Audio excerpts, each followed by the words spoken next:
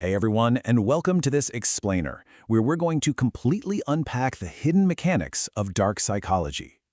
Now today we're framing this knowledge not as something you need to be afraid of, but actually as a really vital, empowering shield for your own self-defense. Because understanding exactly how influence works in the shadows, well, that is hands down the absolute best way to protect yourself in the light.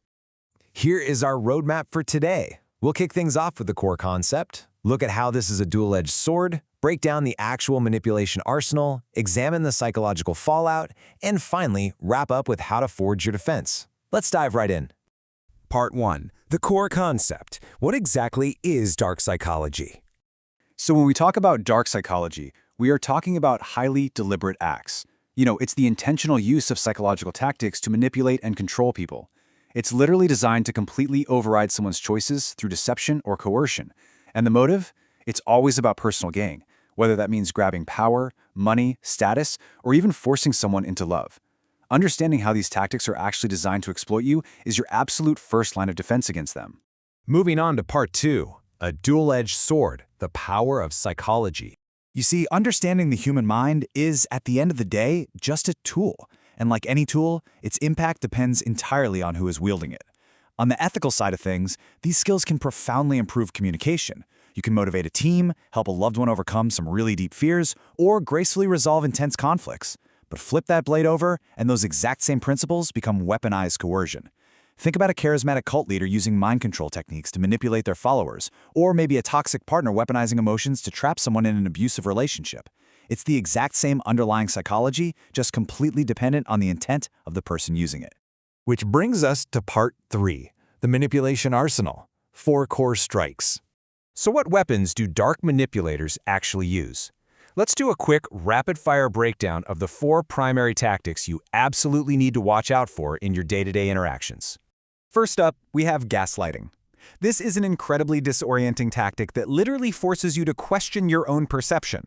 A manipulator will use continuous lies and outright denial, saying things like, "I never said that, you're remembering it wrong," or "You're crazy, that never happened." And they do it so consistently that you actually start to doubt your own sanity. It's completely designed to leave you feeling deeply insecure and totally reliant on their version of the truth. Next is emotional manipulation. This is where someone takes the very emotions that make us human and weaponizes them. They'll use guilt, fear, anger, or even project artificial sympathy just to force your compliance. If you don't instantly do what they want, they make you feel terrible, threatened, or just deeply obligated. It's a highly effective way to bypass your logic by going straight for your heart. Then we go a layer deeper with psychological manipulation. This one preys directly on your hidden inner weaknesses. By exploiting fundamental cognitive biases and logical fallacies, the manipulator secretly alters your entire decision-making process.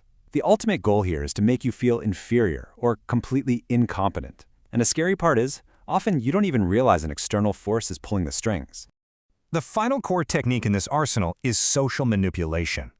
This is where societal expectations and peer pressure really come into play to force compliance. But the absolute most dangerous part of this tactic? Isolation. It's a highly calculated, deliberate move to alienate you from your friends, your family, and your broader support network. By severing those ties, you become lonely, alienated, and ultimately entirely dependent solely on the manipulator. Part 4. The psychological fallout, altering human nature. Think about the stark, tragic contrast of this dynamic. Engaging in dark psychology deeply alters everyone involved. On one hand, the manipulator devolves into arrogance. They develop this artificial sense of superiority and ruthless dominance. But look at the devastating impact on the victim. They are systematically pushed into severe dependence, complete helplessness, and lasting trauma. It's truly a zero-sum game. One person's artificial rise is fueled entirely by another's psychological destruction. And finally, Part 5, Forging Your Defense, because knowledge is power. By recognizing exactly how manipulators prey on natural human flaws, things like our cognitive biases and our inherent desire for social compliance, we can actually embody a new core philosophy. Knowledge is power, but only when used ethically, responsibly, and to protect rather than harm. This awareness is what empowers us.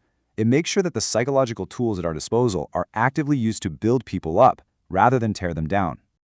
Every single interaction you have is an opportunity to apply this awareness. Honestly, your understanding of human behavior is your ultimate defense against exploitation. So, as you step back out into the world today, how will you use this knowledge to forge your shield?